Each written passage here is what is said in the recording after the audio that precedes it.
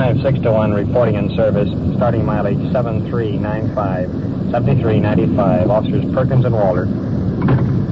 Control 1, 10-4, mileage 7395, 6:08 p.m. Unit 5-6 in service on the Nightwatch. This is Donn Reed, a police recorder. Tonight, you're riding in Detective Unit 5-6, just reporting in service on the Nightwatch. While you're with us, bear one thing in mind. The people we'll meet are not actors, because I'm recording this as it happens. You see, this Unit 5-6, come in. 5-6, go ahead. Control 1 to 5-6, assist Unit 5-0 on a burglary investigation at 1923 Ramona. 1923 Ramona. 5-6, Roger. We're out on the west end of the fall. They'll be there in about 10 minutes. Control 1 to 5-6, stand by. Control 1 to 5-6, cancel your last call. Take this one. In the 2900 block on Sepulveda, 2900 Sepulveda, unknown trouble. Our only information so far, woman called for help and dropped the phone. The operator is tracing the call. We'll give exact location. Roll code 2 and stand by. 5-6, Roger. Code 2. Use your red light. Hurry up. As I was saying, this is it. This is real. This is Nightwatch.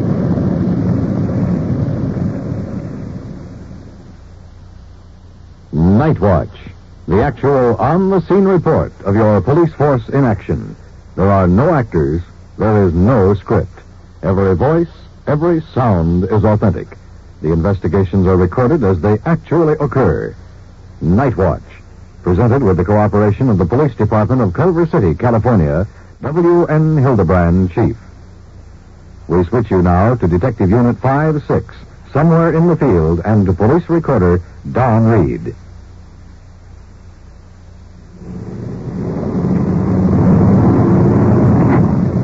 We're southbound on Sepulveda, about the 2000 block, so in a matter of seconds we'll cover that remaining distance.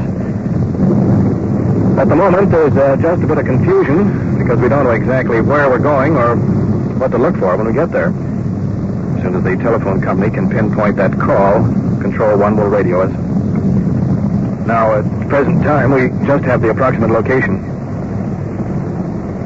I was just thinking, a couple of weeks ago, we answered a similar call. A woman was calling the station about a dog license and suddenly dropped the phone and screamed. Seems the roast was burning and she forgot to hang up the phone. Hold on, we're going to flip a turn. Sometime before that, we had the same deal. This time a man shot himself. That's what they mean, unknown trouble. Can't be anything. We're in the immediate area now. Slowing down. Checking the houses as we go. So far, nothing unusual. Most of the houses are full of Control 1 to 5-6. On your unknown trouble call, the operator states that the call originated at 2913 North Sepulveda. At 2913 North Sepulveda. 5-6, Roger. We'll be code 6 at that location. Kirk, flip your light on that White House over there. No, that's it. It's 13. Must be in the rear, huh? Yeah, that's it. Yeah. Watch it, Ray. There you go.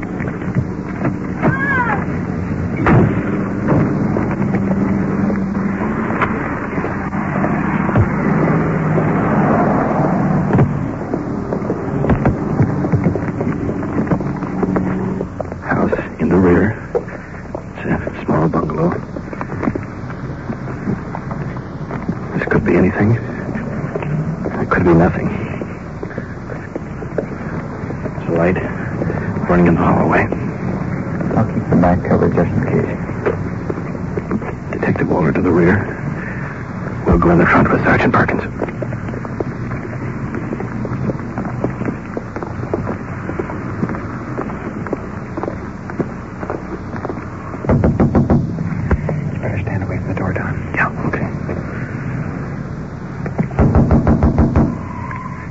Officers, open up, will you, please?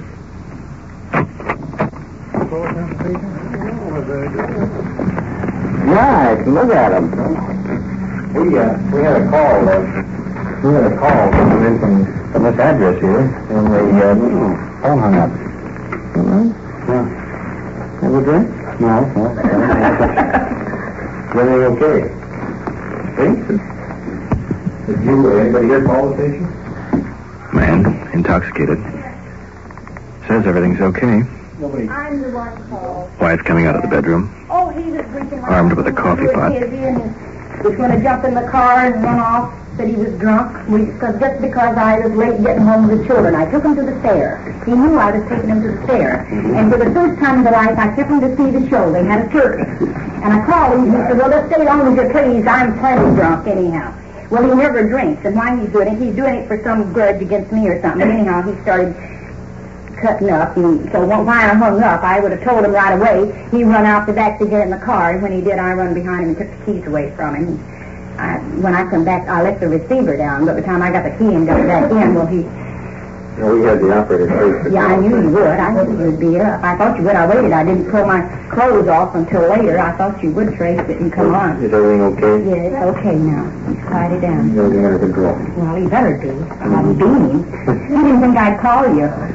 First time he's married 15 years, the first time he ever pulled something like that. And I mean, it's nothing. He knew where we were, and he, when you go to that fair, you can't go down there and get back. We didn't get away from here at 11 o'clock, and then the show doesn't even start till 8 o'clock, and we didn't even stay for all of it. We left and looked at the fireworks on the way to the car. Everything's okay now? Yeah. Okay? Yeah. I'll look out there. He's just his stupidity, that's all. I can handle him. I'm a beanie, but he's a hemophiliac. He's a bleeder, and you don't dare hit him over the head with anything, you know. Let's go in the front room. Husband slumped in chair. I'm sorry about it. Several empty whiskey bottles on the table. I'm just having a good time. You don't normally drink. No. What's the reason? Well, they sit here from 6 to 1 in the morning. Nobody shows up. You think you got a drink or something. You weren't going to go take your car out someplace, were you? I was going out and get drunk. Get drunk? I'd hate to see you in the right. I'm not drunk. No, but you've been drinking heavily. I've been drinking since 6, if that's what you call a handle. How much you been drinking?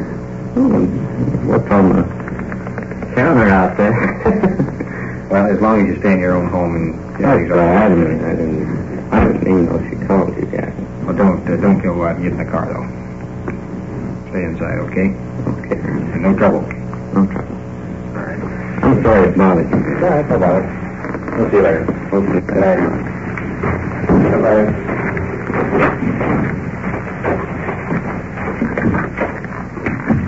It's a good thing he was a free bleeder. His wife would have really clobbered him over the head. When he sobers up in the morning, he's going to have a headache anyway.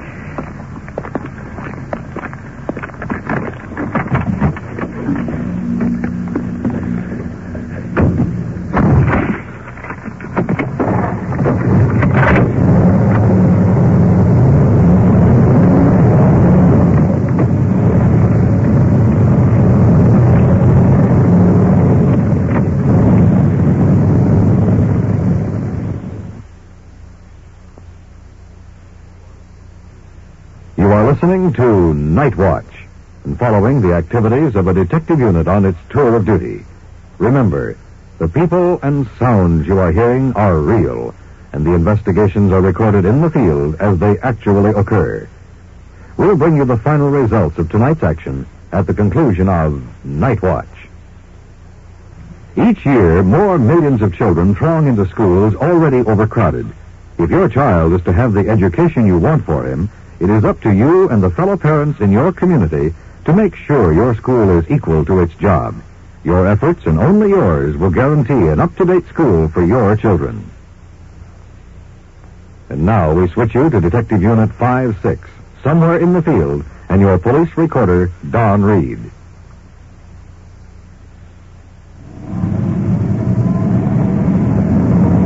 Unit 5-1-1, we we have two 459 suspects trapped in the building at 3207 South Jefferson. Request immediate assistance.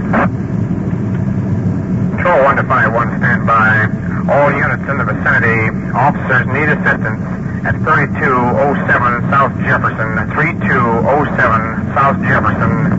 Two 459 suspects in the building now. Code 2. 5-1, 10-4. 5-6-1, Roger. We're rolling on the car. We'll approach from the north side. Two 459 suspects means two burglars in the building.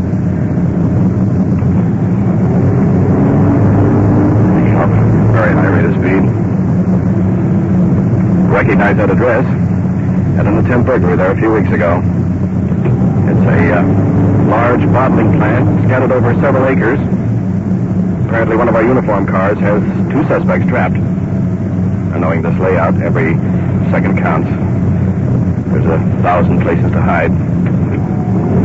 The other units answering this call will be coming in with just a red light. We haven't far to go, so we didn't take our red lens out of the glove compartment. Under normal conditions, detective units don't leave the red lens on. It's detachable. Matter of a couple more blocks now. Hold on, we're going to flip one. This is the unknown element of what's happened. Are they still there? Have they slipped out? Are they armed?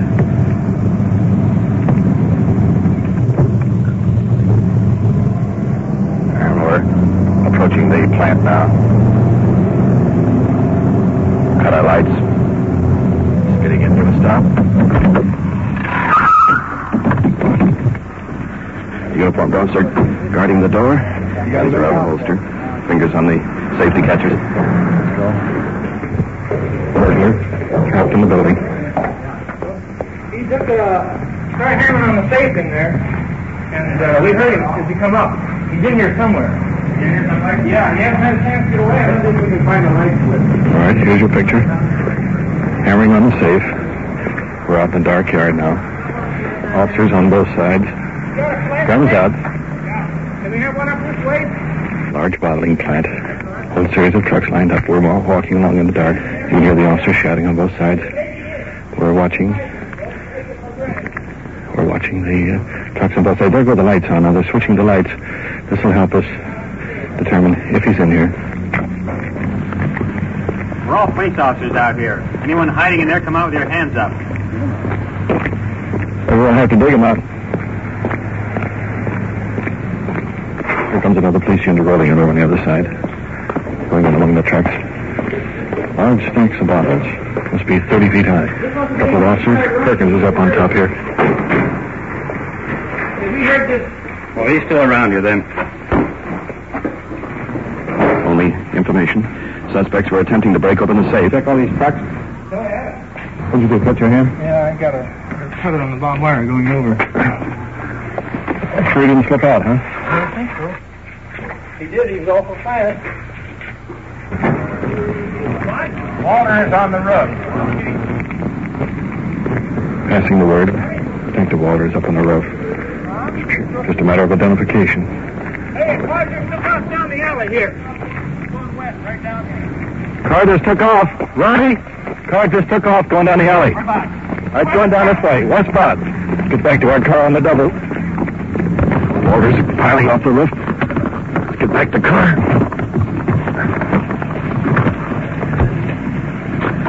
Sergeant Perkins driving.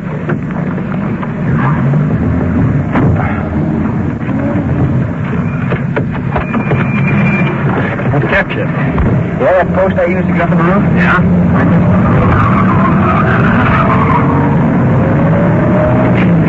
5-6-1 on this 459 call. One suspect may be leaving the area west through the alley and southbound on Overland in a light cream Mercury two-tone, possibly with a green top. About a 50 or 51. And it should have one male occupant. We advise all the units to be on the lookout for this car. You might also notify West L.A. Control 1, 5-6, stand by. Control 1 to all units. Southbound on Overland. A possible 459 suspect driving a light cream Mercury 1950 or 51. two-tone with a green top. Contains one male suspect, maybe armed. Use caution.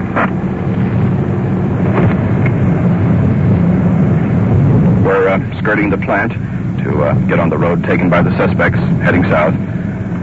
The geographical picture: on the left beyond the fence, open fields covered with grass, small shrubs. On the right, Bologna Creek, large cement viaduct, carries water down to the ocean. 5-4 to all units on this search. We've just contacted a citizen who saw a second male suspect leave the rear of the plant on foot. He's running toward the open field on Overland just a moment ago. Only description, dark suit and hat. Units 5-1 take the north side and 5-3 the south side. We'll cover that area. 5-6, can you read it? 5-6, go ahead. 5-6, Perkins, Lieutenant Kelly wants you to cover the Overland Bridge. Possible the suspect may head for cover under there. 5-6, Roger. We're right on top of it now. Control under all units in the search area. A detective unit will be code 6 in the Overland Bridge area. Heading down the dirt road toward the bridge. Control 1 just advised the other units that we're going to check out this bridge. Since we're in plain clothes, it's just a precaution against any mistaken identity. Especially since all of us, including the suspects, are wearing dark clothes. It's a little bumpy along here. Here we are.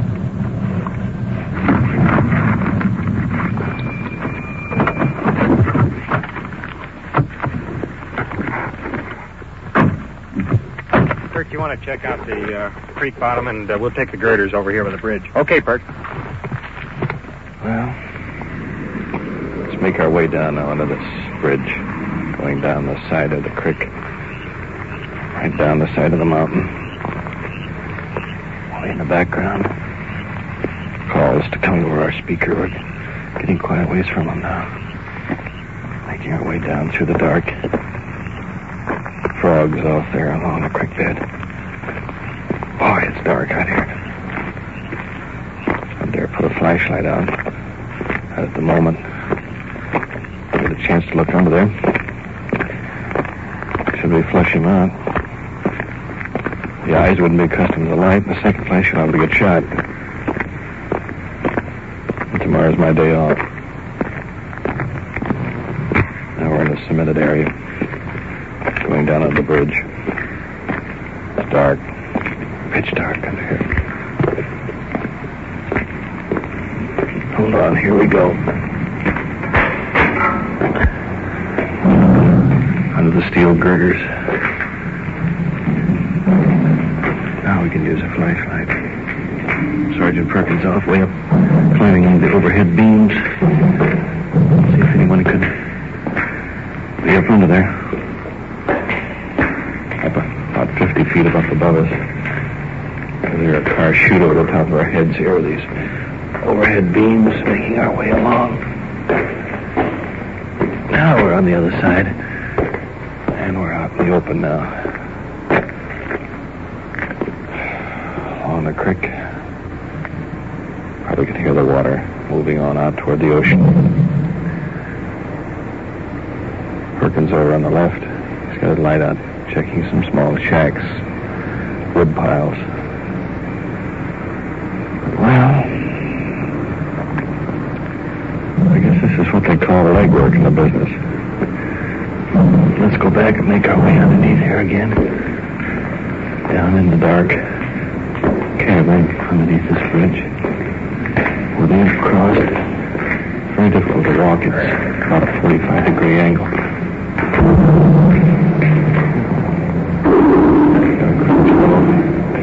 More cars over our head. Perkins shouting way out at the entrance. We're way in behind. Now we're on the outside. Make our way back up here again. On up the top of the cliff.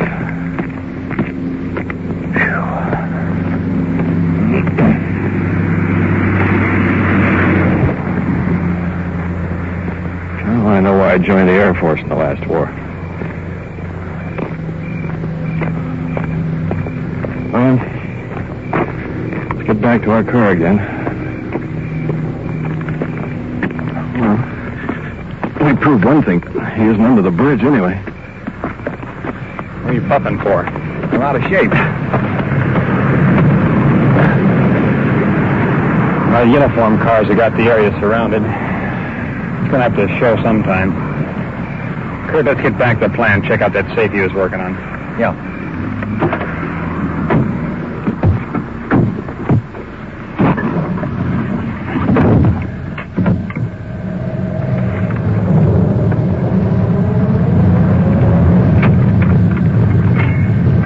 Six to Control 1. On this safe job down here, suggest you have the officers making the report make a notation that any information regarding the suspects or the suspect's car be kept out of the newspapers.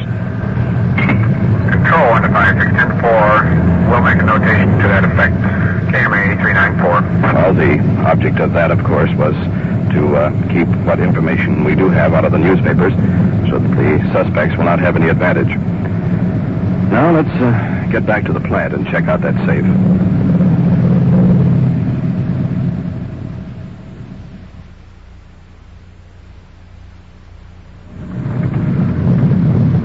Up in front of the plant.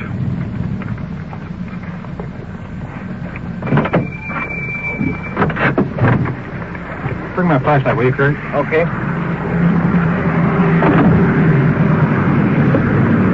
See, the fingerprint man is here. Fire department coming down there. Run in the building. We're finding how they made access. Papers over the floor. Holy mackerel. Well, here's the picture. Safe about 6 feet tall. The safe is outside, completely out of the cement wall. And cement is all over the floor. Let's see what they've used the sledgehammer on it, apparently. What do you got there, Bill? Well, there's a spring here in the floor. Gee, they broke the, see, that's part of the dial, isn't it? This is part of the dial. It's half of it. Looks like they broke it in half. Holy mackerel, they were really going to work with that sledgehammer. There's the top of the dial laying over there. Here's the handle to the safe to get it through. Here's the pry bar. Apparently that's the stuff they brought in with them. Craig? Yeah. They must have brought this stuff in with them, huh? Big pry bar? There's a crowbar. Trying this thing. You know, Bob, They probably might have used these fibers here, too. Here is the officer who will take the prints. Officer Ray Lang. Quite a character. He's got this haircut about a quarter of an inch long. Hi, Curly. Ready? This is sledgehammer.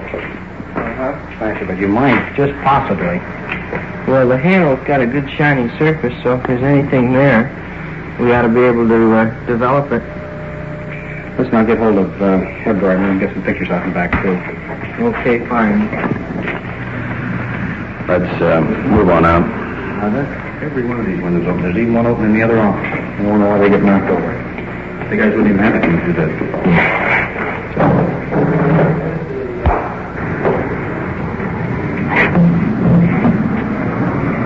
I guess that does it here.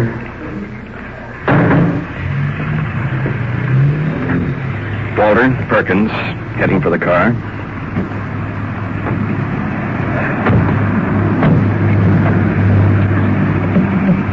Well, those guys didn't get the safe open, but they sure got a lot of exercise. So we didn't get them tonight. They didn't get the money either. Gentlemen, I say we should earn the cup of coffee. Anybody with me? Buying? Yeah, I'm buying. I can use some coffee. I can too now. I believe I could even eat a sandwich. Wait a minute. Hold the phone. Let's don't go overboard on this thing. Well, what are you buying, Don? Coffee. Coffee? Yeah. Well, that's better than nothing. Go have coffee. Yeah, I'll have that. Good. Go to the place where we get it free, will you?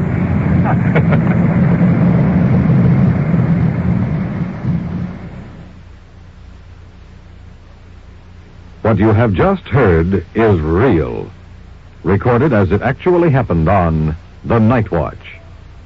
And now back to police headquarters and Chief W.N. Hidebrande. I hope tonight's first investigation will give you an insight into one of the many problems faced by your local law enforcement officers. When they entered the house on the trouble call, they had to be prepared for any emergency. In reality, it was nothing more than a family quarrel. But regardless, the officers risked their safety in a fast run to the home because of the dangerous possibility that existed. Now, for a moment, I'd like to discuss the final case of the safe burglars. In a fiction program, the suspects would have been apprehended. But Nightwatch is real, and in real life, the suspects are not always captured immediately. For example, several important clues as to the suspect's identity were censored out of tonight's broadcast. Considerable progress has been made on the case after many hours of legwork and long stakeouts. However, in the interest of security, up to this moment, no further facts can be revealed. In writing the Nightwatch, remember you're listening while it happens. A police officer in the field must make a decision now. He has no way of determining the outcome in advance. His personal safety and your security is based on his training as a police officer. To help understand these problems is the reason for Nightwatch. Thank you, Chief Hidebrande. You have been following the on-the-scene reports of your police force in action. Every voice, every sound has been real. Nightwatch, brought to you through the cooperation of the Police Department of Culver City, California, is produced by Sterling Tracy and Jim Hedlock, with technical advice by Sergeant Ron Perkins, and is described in the field by police recorder Donn Reed.